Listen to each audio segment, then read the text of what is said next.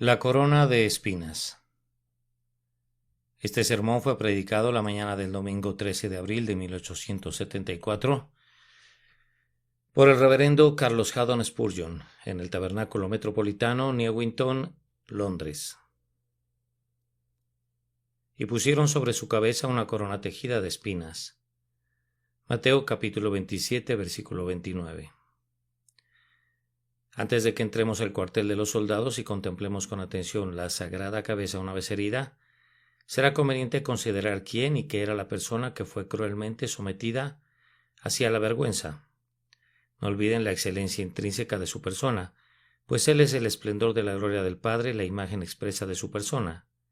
Él es en sí mismo Dios sobre todas las cosas, bendito por los siglos, la palabra eterna por la cual todas las cosas fueron hechas, y todas las cosas en Él subsisten. Aunque era heredero de todas las cosas y príncipe de los reyes de la tierra, fue despreciado y desechado entre los hombres, varón de dolores, experimentado en quebranto. Su cabeza fue ceñida con una corona de espinas por burla.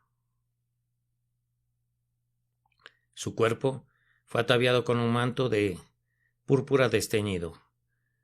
Una pobre caña fue colocada en su mano como cetro, y luego la soldadesca impúdica se atrevió a mirarle a la cara y afligirle con sus sucias burlas.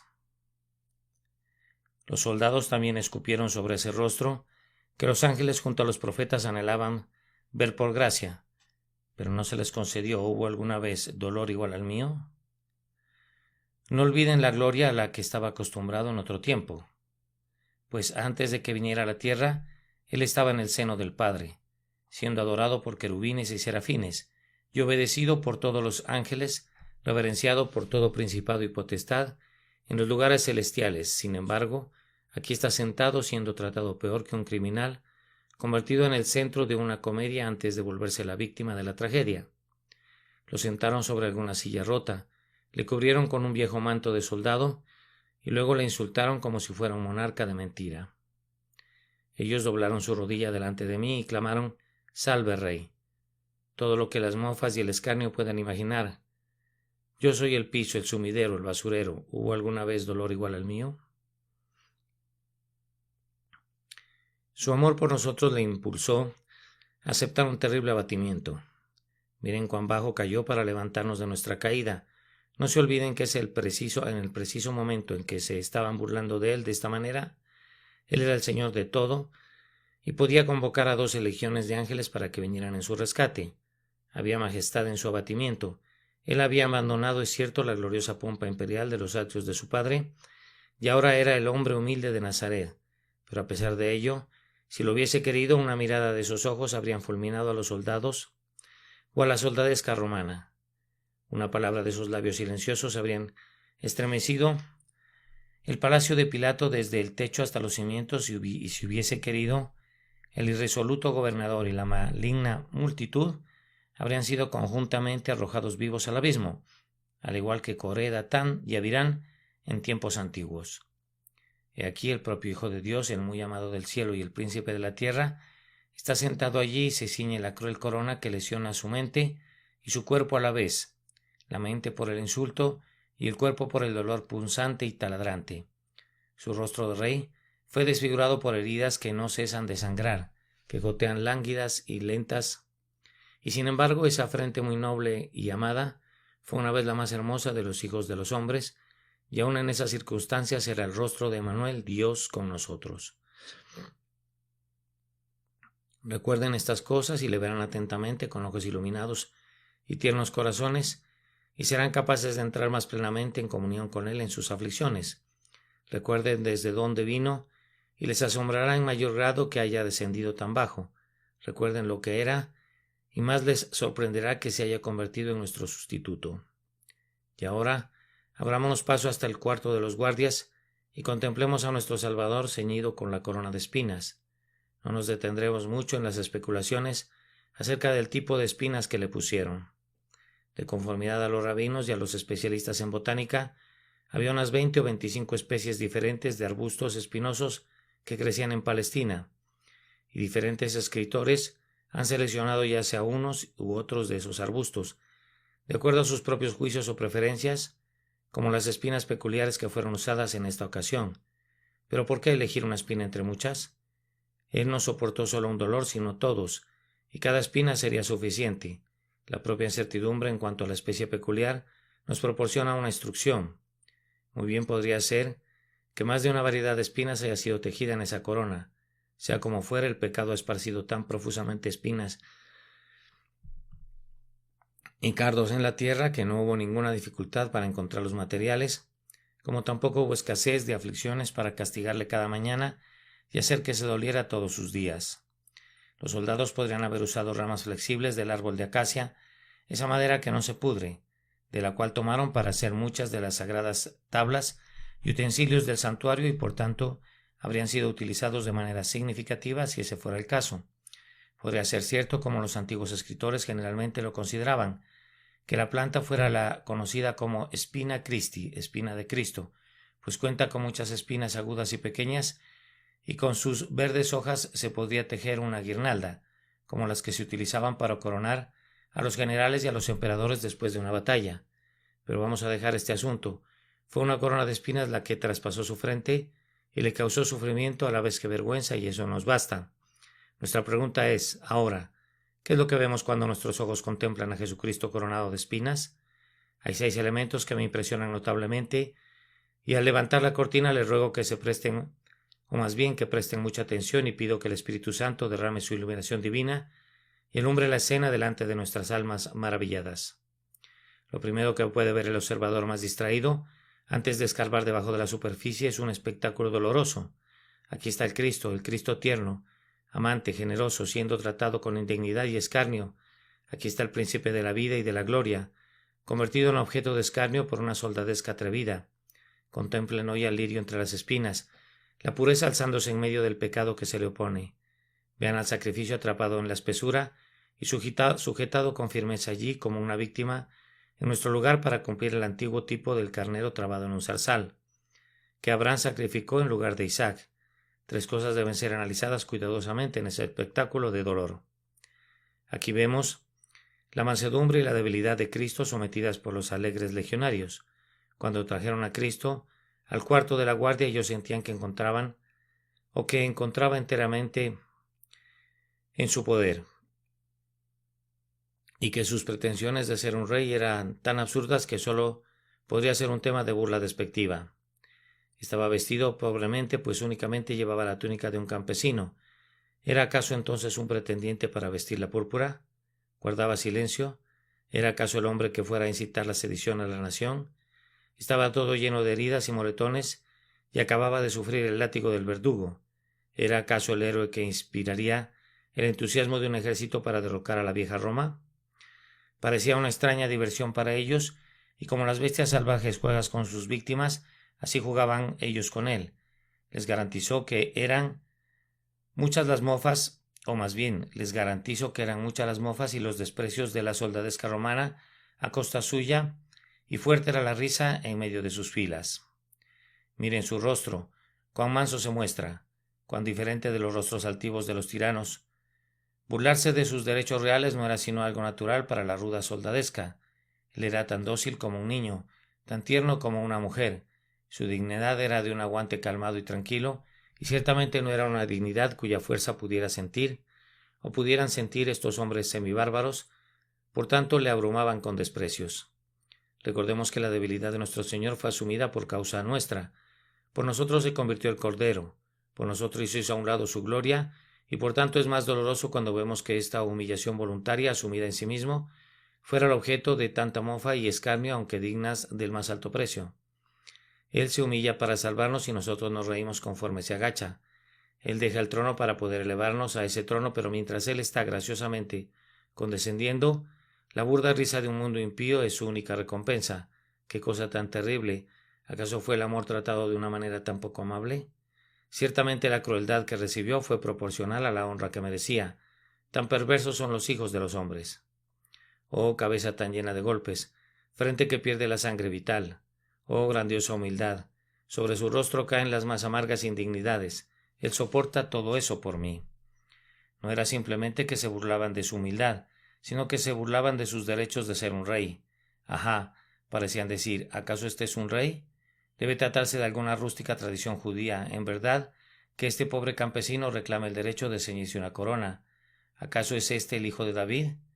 ¿Cuándo batirá en retirada a César y sus ejércitos hasta el mar, y establecerá un nuevo estado y reinará en Roma?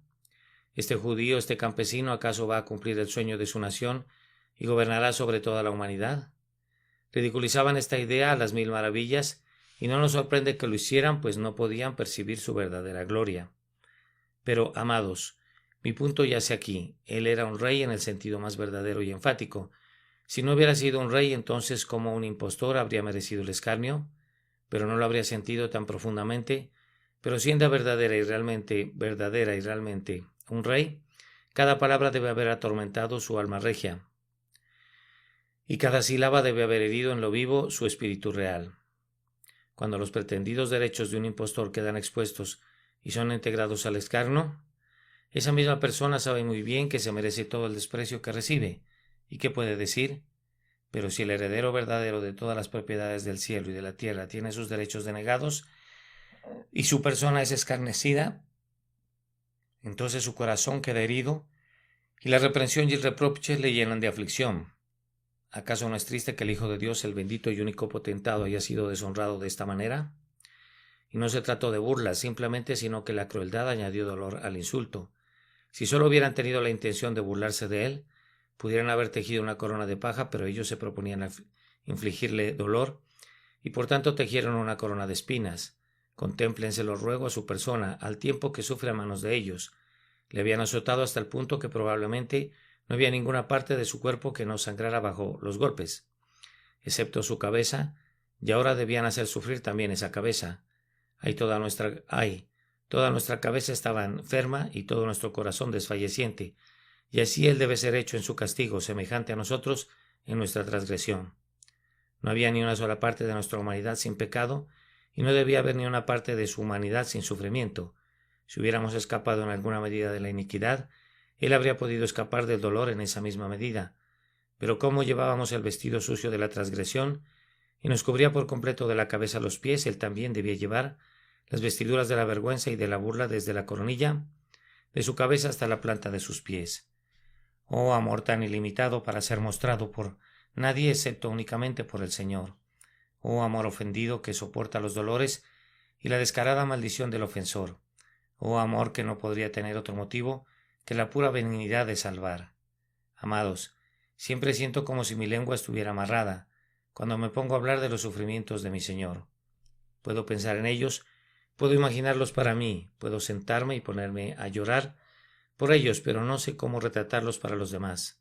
¿Acaso han conocido alguna pluma o lápiz que pudiera pintarlos? Incluso un Miguel Ángel o un Rafael podrían muy bien rehuir el intento de pintar este cuadro, y la lengua de un arcángel podría consumirse en el esfuerzo de cantar las aflicciones de aquel que fue cargado con la vergüenza de nuestras transgresiones vergonzosas. Les pido que más que escuchar mediten y que se sienten y vean a su Señor con sus propios ojos amantes, en vez de considerar mis palabras. Yo solo puedo bosquejar el cuadro, delineándolo toscamente al carbón. Debo dejar que ustedes le pongan los colores y que luego se sienten y lo estudien, pero fracasarán como fracaso yo. Podremos sumergirnos, pero no podemos alcanzar las profundidades de este abismo de dolor y de vergüenza. Podremos remontarnos, pero estos montes azotados por las tormentas están todavía por encima de nosotros. Descorriendo otra vez la cortina de este espectáculo vergonzoso, veo aquí una advertencia solemne que nos habla quedamente y nos conmueve desde ese espectáculo de dolor. Me preguntarán cuál es esa advertencia. Es una advertencia para que no cometamos nunca el mismo crimen que cometieron los soldados. El mismo, dirás. Vamos, nosotros nunca tejeríamos una corona de espinas para ponerla en esa amada cabeza. Elevo mis oraciones para que no lo hagan nunca, pero hay muchas personas que lo han hecho y lo siguen haciendo. Quienes niegan sus derechos son culpables de este crimen. Los sabios de este mundo están muy ocupados en este mismo momento por todo el universo, muy ocupados en recoger espinas para enroscarlas y poder torturar al ungido del Señor. Algunos de ellos afirman: si él fue un buen hombre, sí lo fue, pero no el Hijo de Dios. Otros niegan incluso su excelencia superlativa en la vida y en la enseñanza, ponen reparos a su perfección e imaginan fallas donde no hubo ninguna. Nunca se sienten más felices que cuando impugnan su carácter. Podría estarme dirigiendo a algunos infieles confesos aquí, algunos escépticos en lo relativo a la persona del Salvador y a su doctrina, y yo los acuso de coronar de espinas al Cristo de Dios cada vez que inventan acusaciones crueles en contra del Señor Jesús, y cuando expresan denuestos en contra de su causa y de su pueblo. Al negarles sus derechos y especialmente al ridiculizarlos, están repitiendo la infeliz escena que tenemos delante de nosotros. Hay algunas personas que usan todo su ingenio y ejercitan su máxima habilidad únicamente en descubrir discrepancias en las narraciones del Evangelio, o evocar diferencias entre sus supuestos descubrimientos científicos y las declaraciones de la palabra de Dios. Muy a menudo se han espinado sus propias manos cuando están tejiendo coronas de espinas para él, y yo me temo que algunos de ellos tendrán que acostarse sobre un lecho espinoso cuando lleguen a la muerte, como resultado de la ostentación de su investigación científica, de las zarzas con las que pretendían afligir al amante de la humanidad. Sería muy bueno que no tuvieran que acostarse eternamente sobre algo peor que espinas, cuando Cristo venga para juzgarlos y condenarlos y arrojarlos en el lago de fuego por todas sus impiedades concernientes a él, o que abandonaran este oficio malicioso e inútil de tejer coronas de espinas para él, que es la única esperanza del mundo, cuya religión es la estrella solitaria que da brillo a la medianoche de la aflicción humana y guía al mortal puerto de paz. Incluso por los beneficios temporales del cristianismo, el buen Jesús debería ser tratado con respeto. Él ha emancipado al esclavo y liberado al oprimido. Su evangelio es la carta magna de la libertad, el azote de los tiranos y la muerte de los sacerdotes. Propáguelo y estarán propagando la paz, la libertad, el orden, el amor y el gozo. Él es el más grande de los filántropos, el verdadero amigo del hombre. ¿Por qué entonces se ponen en orden de batalla en contra de él? Ustedes que hablan de progreso e ilustración, basta con que los hombres le conozcan y le coronarían con diademas de irreverente amor, más preciosas que las perlas de la India, pues su reino abrirá las puertas de la época de oro y aún ahora suaviza el rigor del presente.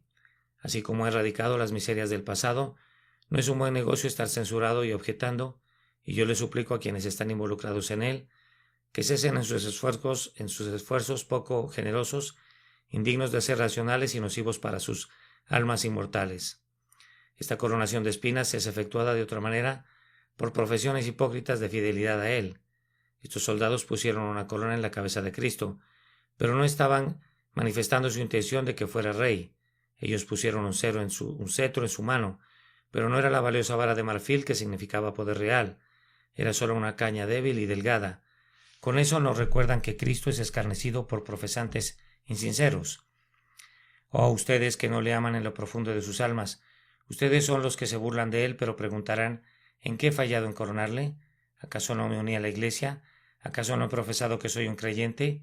Oh, pero si sus corazones no son rectos dentro de ustedes únicamente, le han coronado de espinas.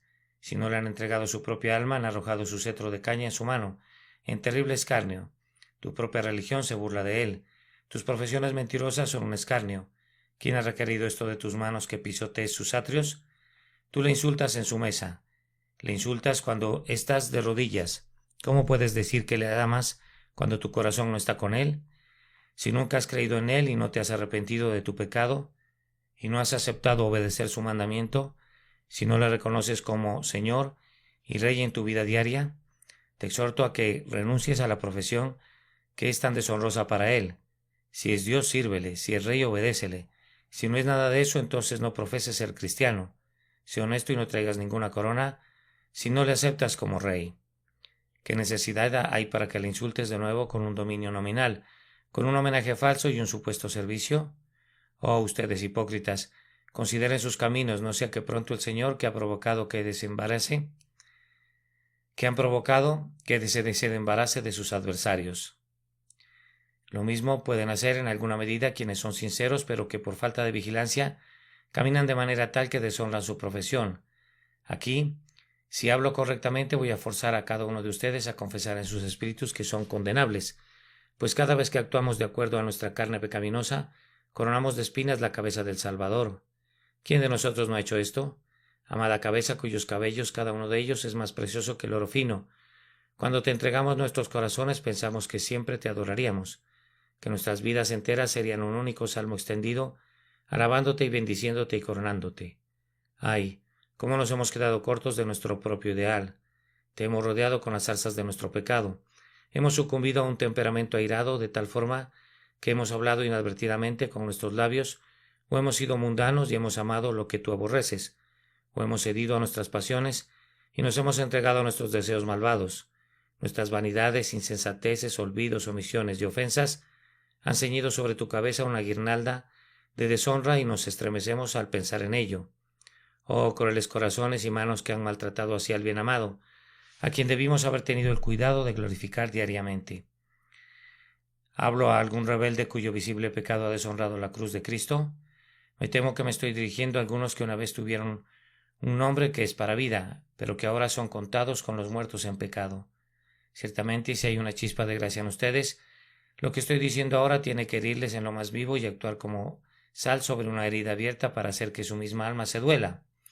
¿Acaso no les suman los oídos cuando los acuso de actos deliberados de inconsistencia que han tejido una corona de espinas para la cabeza de nuestro amado Señor? Así es, en verdad, pues ustedes han abierto sus bocas blasfemas, han enseñado a los adversarios a vituperarle, han afligido a la generación de su pueblo y han hecho tropezar a muchos. Hombres impíos han colocado las faltas de ustedes a la puerta del inocente Salvador. Han dicho, esta es tu religión. Ustedes han cultivado las espinas, pero él ha tenido que sufrirlas. Nosotros llamamos nuestras ofensas inconsistencias, pero los hombres mundanos las consideran como el fruto del cristianismo y condenan a la vid por culpa de sus racimos amargos. Acusan al Santo Jesús con las culpas de sus seguidores descarriados. Queridos amigos, ¿no hay espacio para que nos sintamos aludidos cada uno de nosotros? Al considerarlo, vengamos al afligido y amante penitente y lavemos sus amados pies con lágrimas de arrepentimiento porque hemos coronado de espinas su cabeza.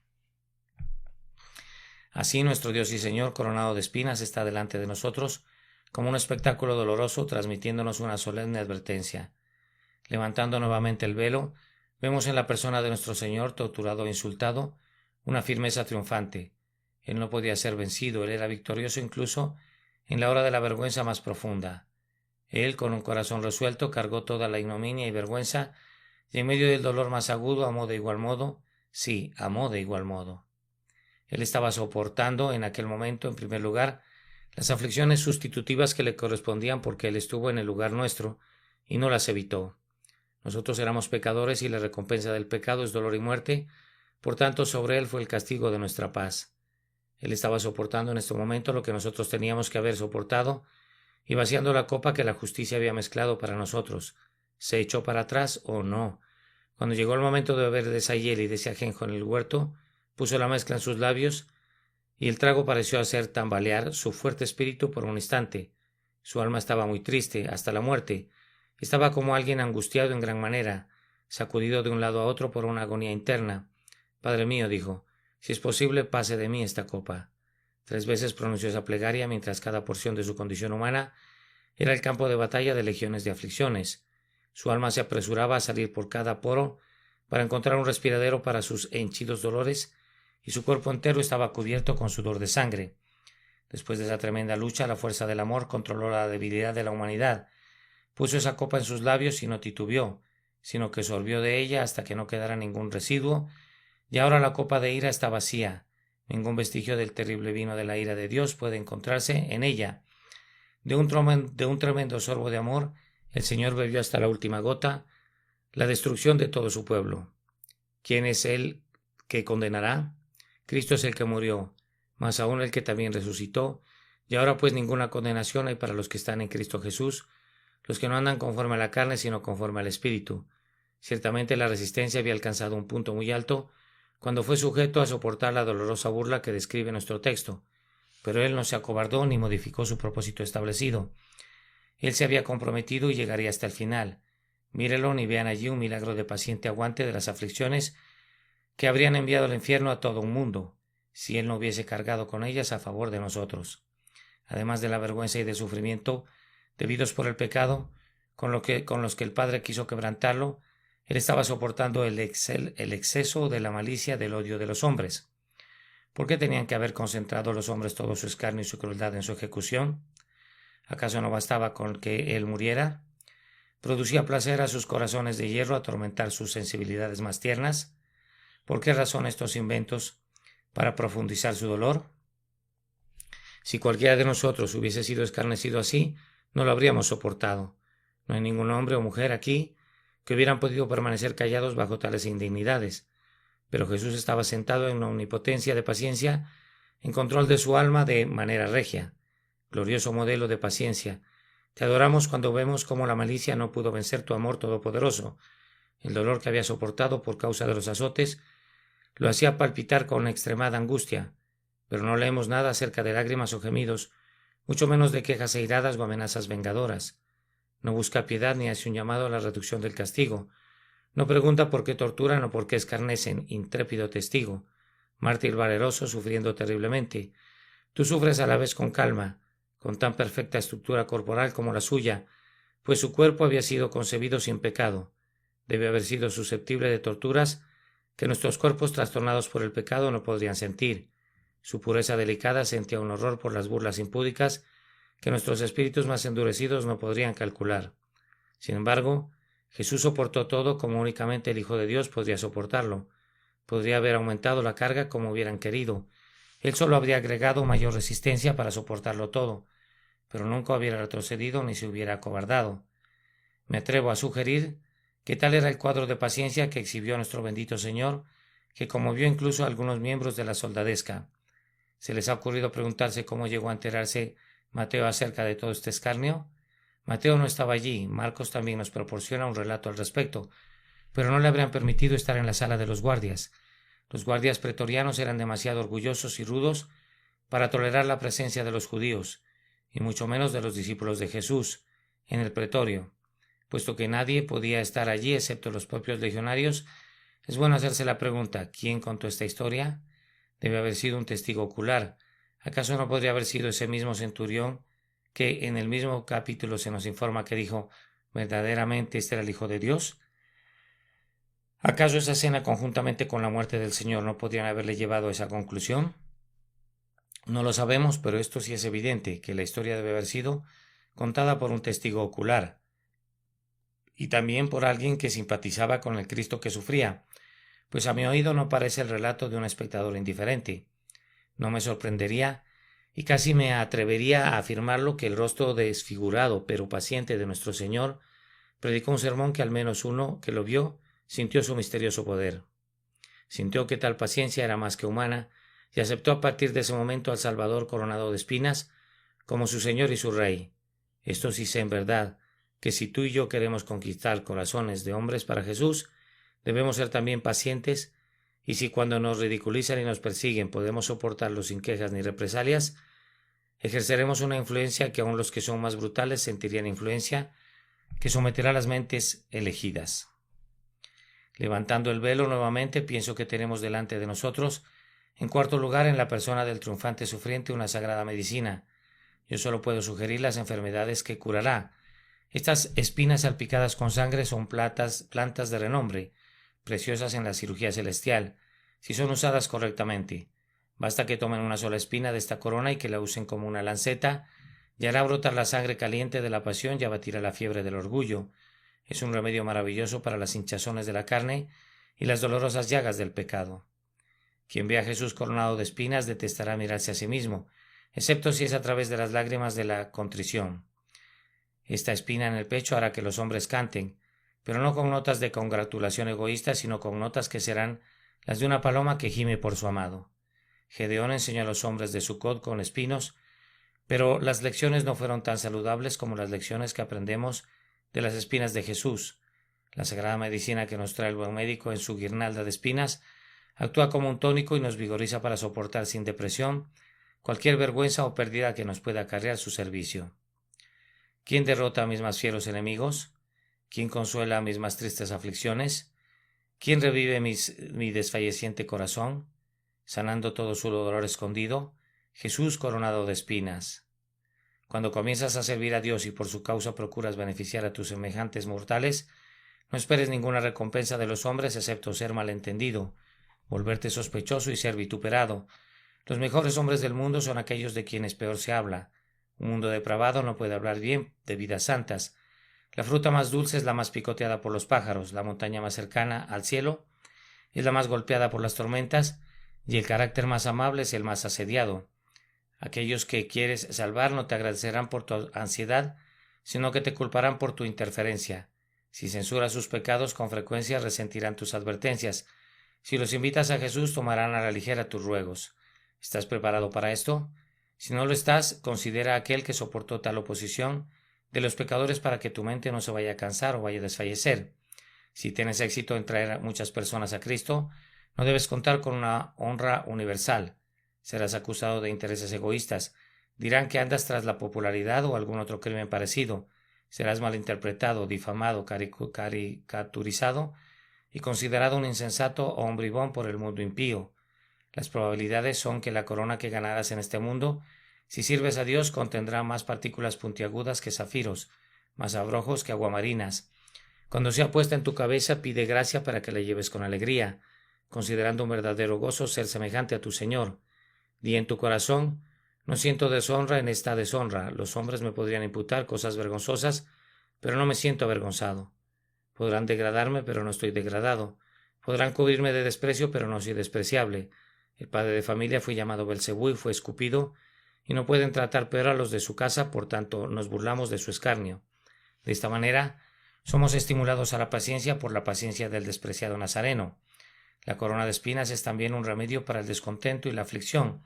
Cuando estamos soportando un dolor corporal, somos propensos a respingar y a impacientarnos, pero si recordamos a Jesús coronado de espinas, decimos: su camino fue mucho más escabroso y oscuro que el mío. ¿Sufrió Cristo mi Señor y acaso yo me quejaré? Y así nuestras quejas se desvanecen. Por pura vergüenza no nos atrevemos a comparar nuestras dolencias con sus dolores. La resignación es aprendida a los pies de Jesús, cuando vemos a nuestro grandioso ejemplo perfeccionado en el sufrimiento. La corona de espinas es una cura para el afán. Alegremente llevaríamos cualquier atavío que nuestro Señor nos prepare, pero es un gran insensatez tejer coronas de espinas innecesarias para nosotros mismos. Sin embargo, he visto a algunos que son, así lo espero, verdaderos creyentes que se esfuerzan mucho en crearse problemas y trabajan intensamente para aumentar sus trabajos intensos. Se apresuran para ser ricos, se desgastan, se esfuerzan, se preocupan y se atormentan a sí mismos para cargarse con el peso de la riqueza. Se hieren a sí mismos para llevar la corona de espinas de la grandeza mundana. Muchas son las formas de hacernos varas para nuestras propias espaldas. He conocido algunas madres que tejen coronas de espinas con sus propios hijos, a quienes no pueden confiar a Dios y llevan coronas de ansiedades por la familia, cuando habrían podido regocijarse en Dios. He conocido a otros que se hacen coronas de espinas con miedos insensatos que no tenían por qué existir, pero parecían ansiosos de estar inquietos, ávidos de espinarse con cardos. Oh creyente, dite a ti mismo: mi Señor llevó mi corona de espinas por mí, ¿por qué habría de llevarla yo también? Él tomó nuestras aflicciones y llevó nuestros dolores para que nosotros fuéramos un pueblo feliz, capaz de obedecer el mandamiento. No os afanéis por el día de mañana, porque el día de mañana traerá su afán. Nuestra es la corona de favores y misericordias, y la llevamos cuando echamos todo nuestro afán sobre Él, que cuida de nosotros. Esa corona de espinas nos cura del deseo de las vanaglorias del mundo, oscurece toda pompa y gloria humanas hasta que se convierten en humo. Si pudiéramos traer aquí la tiara pontificia o la diadema imperial de Alemania, o las insignias reales del zar de todas las Rusias, ¿qué valen comparadas con la corona de espinas de Jesús? Sentemos a cualquier grande en su trono y vean cuán pequeño se mira cuando Jesús se sienta a su lado. ¿Qué elemento de condición real hay en exprimir a los hombres, vivir a costa de sus trabajos y darles muy poco a cambio? Lo que conviene a un rey es que todos los súbditos estén sumamente agradecidos por un desinteresado amor y ser la fuente de bendiciones para ellos, o le quite el brillo a su oro y el lustre a todas sus joyas, y la belleza a todas sus preciosas chucherías, cuando comprobamos que ninguna púrpura imperial puede igualar la gloria de su sangre y ninguna joya puede rivalizar con sus espinas. El espectáculo y la ostentación cesan de tener atractivo para el alma una vez que las excelencias superlativas del Salvador agonizante han sido discernidas por el ojo esclarecido. ¿Quién busca la comodidad cuando ha visto al Señor Cristo? Si Cristo lleva una corona de espinas, ¿ambicionaremos una corona de laurel? Aún el fiero cruzado, cuando entró en Jerusalén y fue elegido rey, tuvo el suficiente sentido de decir: no llevaré una corona de oro en la misma ciudad en la que mi Salvador lleva una corona de espinas. ¿Por qué habríamos de desear, como soldados que duermen sobre lechos de plumas, tenerlo todo arreglado para nuestra comodidad y placer? ¿Por qué habremos de reclinarnos en amplios lechos cuando Jesús cuelga de una cruz? ¿Por qué estos delicados vestidos cuando Él está desnudo? ¿Por qué estos lujos cuando Él es tratado bárbaramente? De esta manera la corona de espinas nos cura de inmediato de la vanagloria del mundo y de nuestro propio amor egoísta a la comodidad. El trovador del mundo podría gritar: muchacho, ven acá y coróname con botones de rosas. Pero la solicitud del sibarita no es para nosotros. Para nosotros ni los deleites de la carne ni el orgullo de la vida pueden tener encantos mientras el varón de dolores está a la vista. Nosotros debemos sufrir todavía y trabajar duro hasta que el Rey nos invite a compartir su reposo. Debo notar, en quinto lugar, que hay delante de nosotros una coronación mística. Tengan paciencia con mis múltiples divisiones. La coronación de espinas de Cristo fue simbólica y contenía un gran significado, pues primero fue para él una corona triunfante. Cristo había combatido con el pecado desde el día que estuvo frente a él en el desierto hasta cuando entró al pretorio de Pilato y lo venció. Como una muestra que había ganado la victoria, he aquí la corona del pecado tomada como un trofeo. ¿Cuál era la corona del pecado? Espinas. Estas brotaron de la maldición. Espinos y cardos te producirá, fue la coronación del pecado, y ahora Cristo le ha quitado su corona y la ha puesto en su propia cabeza. Ha despojado al pecado de su más rica insignia real y la usa él mismo, glorioso campeón, salve. Que si digo que las espinas constituían una corona mural, el paraíso fue cercado con un seto de espinas tan agudas que nadie podía entrar, pero nuestro campeón saltó primero la muralla erizada y portó el estandarte manchado con sangre de su cruz hasta el corazón de ese nuevo y mejor Edén, que de esta manera ganó para nosotros para no perderse jamás. Jesús lleva la corona mural, que denota que ha abierto el paraíso. Fue la corona de un luchador la que llevó, pues luchó no con carne y sangre, sino con principados y potestades, y venció a su enemigo. Llevó la corona de un corredor, pues había corrido contra los poderosos y los dejó atrás en la carrera. Ya casi había terminado su carrera y solo le faltaban un paso o dos por dar para alcanzar la meta. Aquí hay un maravilloso espacio para extenderse, pero debemos detenernos de inmediato para no llegar demasiado lejos. Era una corona rica de gloria, a pesar de la vergüenza con la que se pretendía cubrirle. Vemos en Jesús al monarca de los dominios del sufrimiento, el primero en medio de 10.000 sufrientes. Nunca digan yo sufro mucho. ¿Qué son nuestros dolores comparados con los suyos? Cuando el poeta se paró en la cima del monte Palatino y pensó en la horrenda ruina de Roma, exclamó: ¿cuáles son nuestros dolores y sufrimientos? De la misma manera pregunto yo, ¿qué son nuestros sufrimientos superficiales comparados con las infinitas aflicciones de Manuel? Muy bien, podemos controlar en nuestros oprimidos pechos nuestro abatimiento insignificante. Más aún, Jesús es el príncipe de los mártires. Él dirige la caravana entre el noble ejército de testigos sufrientes y de confesores de la verdad. Aunque murieron en la hoguera y se consumieron en calabozos, o fueron arrojados a las bestias salvajes, ninguno de ellos reclamó primer lugar. Pero él, el testigo fiel y verdadero, con la corona de espinas y la cruz, se encuentra a la cabeza de todos ellos. Tal vez no sea nuestra suerte unirnos a este grupo augusto, en este augusto grupo, pero sí hay un honor por el que envidiaríamos legítimamente a los santos de los tiempos antiguos. Es este, que nacieron en aquellos días valerosos, cuando la corona de rubí estaba al alcance humano y cuando se podía esperar el supremo sacrificio. Somos unos pusilánimes en verdad. Si en estos días más tranquilos nos avergonzamos de confesar a nuestro Señor y le tenemos miedo a un poco de escarnio o temblamos ante las críticas de los supuestos sabios, más bien sigamos al Cordero donde quiera que vaya, contentos de llevar su corona de espinas para que en su reino podamos contemplar su gloria.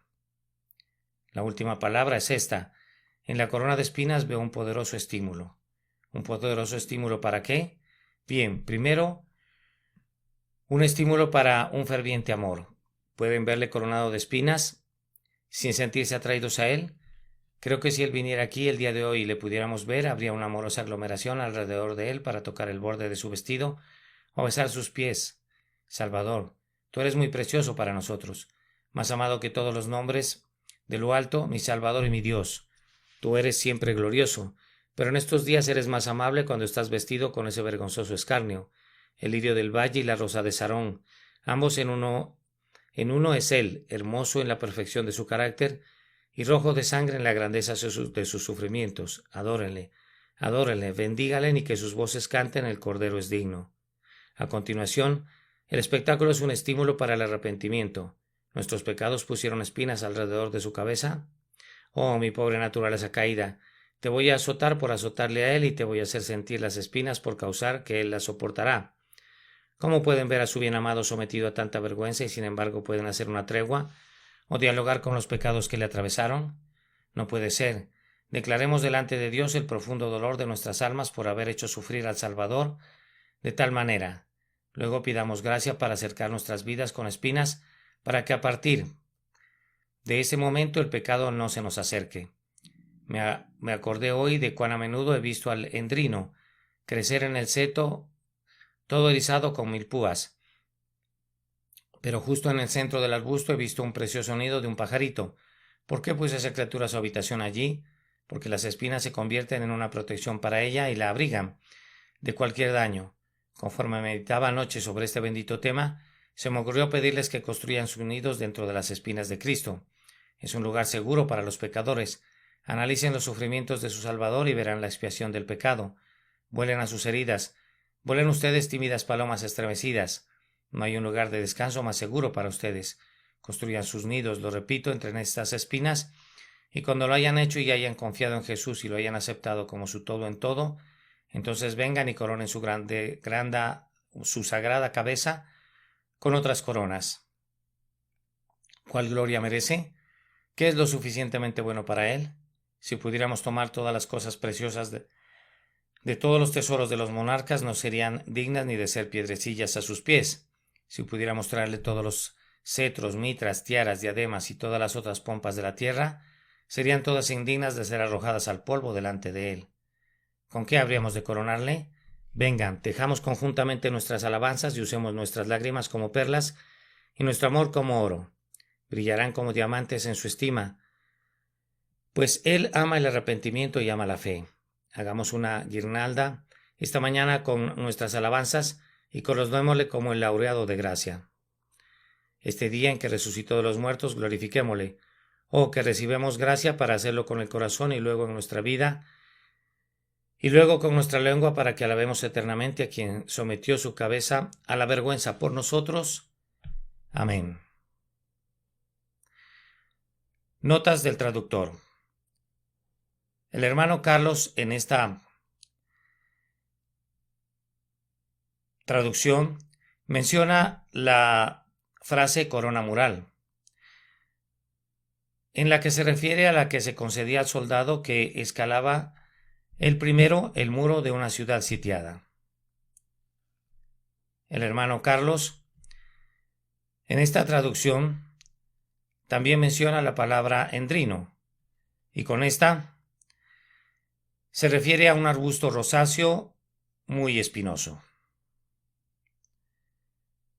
La corona de espinas. Este fue un sermón predicado la mañana del domingo 13 de abril de 1874 por el hermano Carles Haddon Spurgeon en el Tabernáculo Metropolitano en Newington, Londres. Mateo 27-29. Y pusieron sobre su cabeza una corona tejida de espinas.